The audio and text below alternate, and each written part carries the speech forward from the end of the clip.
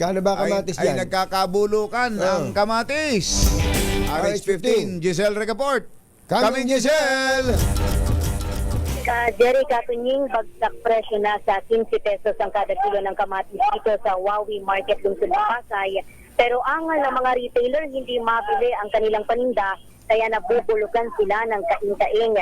Sa pagtaya, nasa 10 hanggang 20 kilo nila ang nabubulok kada araw na kamatis dahil sa tumal ng bentahan. Umaabot nila sa hanggang 3 araw ang kamatis na hindi na ibebenta, kaya nabubulok lamang at humahantong din lahat sa basurahan. Kaya naman pahirapan din umanong mabawi nila yung kanilang mga puhunan. Kapansin-pansin ay hinog na at malalambot na ang tindang kamatis ng ilang retailer dito sa pamilihan.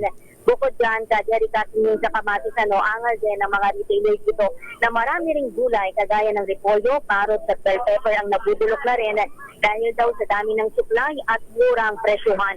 Pakinggan natin ng isa sa mga retailer. Marami kami nabubulong ng kamatis kasi sa sobrang kamurahan, pati karot kamo nabubulong kapatay. Kaya sa mura, wala namang bumibili. Ayun, oo. Oversupply, ano? Oversupply, Jerry Katunying. Ang pulang sibuyas dito, 50 pesos ang kada kilo. Yung kulay puting sibuyas ay 70 ang kada kilo. Ang repolyo, 25 na lang ang kada kilo.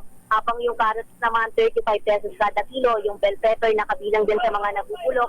Kung dati pumapalo sa hanggang 300 hanggang 400 kada kilo, ngayon ay nasa 100 kada kilo na lamang ang presyuhan.